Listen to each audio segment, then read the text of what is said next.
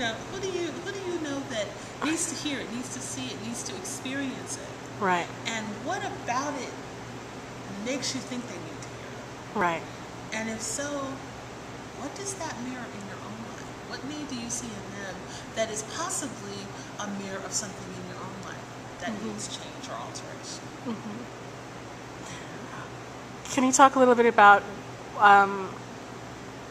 some of the best feedback you've gotten from the people who have taken your workshops? I did a writing workshop for Raw Sisters, which is a book club group that's based, I think, in Atlanta, if I'm not mistaken. That's where they are based. But they did an online writing workshop, and I was available all day. And people posted their poems, and I made comments and shared feedback. And one of the things that the writers who were gathered there said was that, first of all, I was very honest. I didn't play favorites. If it didn't work, it didn't work, but I gave you solid reasons why it didn't work. Right. But at the same time, I was able to see things in the work of the people who posted that no one else had seen in their work. Right. One woman is a Southern writer. She's a poet, and she's relatively new as a poet. This is her first book, and she's maybe in her 50s, and she's written her first book of poetry. And I was able to see dimensions and aspects and elements of her work that no one else had seen. They tended to look at her work and see it as very simple, right, and sort of at a superficial level. Right. But I could look at her work and I could see the portrayal of the South, and I could see her perspective on discrimination and segregation in the South, because she had lived through that period of time.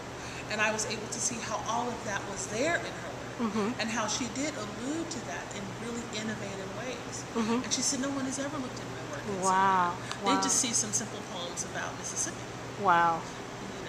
And so I was able to give them positives and areas in which they needed to work that they had not gotten elsewhere.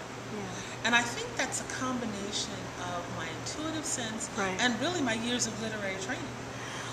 What I really appreciate about what you say about the goal, the intention and the goal of blowing up barriers, is that it's not just about helping your clients visualize their goals, their dreams, their ideal life, the life that they want to have. Is that what you were saying? Yes, the life that they would like to be living, but they can't quite seem to get to it. Right. They have this vision, maybe. Right. But their day-to-day doesn't do anything to help them to get to actually living that vision. And you said you're all about action. So exactly. So I thought to myself, so you not only help people visualize, like get in touch with what it is, because sometimes we don't know, Sometimes we don't know. So you help us find it, and then you help us actualize by taking action, setting up steps. Because if you don't write down the steps, if you don't do the research to figure out what it takes to actually begin to live that life, you'll never get there. It will always be a dream. Yeah. And one of the I was able to see Susan Boyle on Oprah yesterday. I just happened to catch a snippet of that. Normally I'm not watching TV during that time of the day, so I don't usually get to see Oprah. But Susan Boyle was on there, and Oprah asked her about the changes in her life from the very sort of common mundane life that she had before to this post the whole experience of Britain's Got Talent. And she said, the one thing that it has taught me is that dreams really do come true.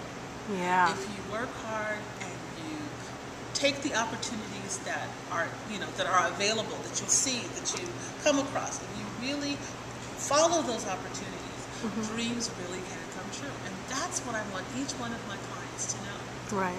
If you really listen, if you listen to that still small voice within, this is something I always say whenever I do interviews. Yeah. Listen to that still small voice within. Develop a relationship with that still small voice within. And then do what it tells you. Right. Do what it tells you. Right. And that's often the hard part. Right. Those of us who need therapy often need therapy because doing what it tells us is scary or frightening or new or different, or we might be afraid of disapproval. Our friends might not like it or understand it. Right. And that's often where we need the help, is following through and doing let that still small voice tell us. And that's what you do, Niama Leslie Williams, Ph.D., proprietrix of blowingupbarriers.com. Thank you so much for participating in the 7th Annual Black Women's Arts Festival. We will definitely look up your work. Yes. And I'm going to hit stop so we can continue having our fabulous conversation. Wonderful.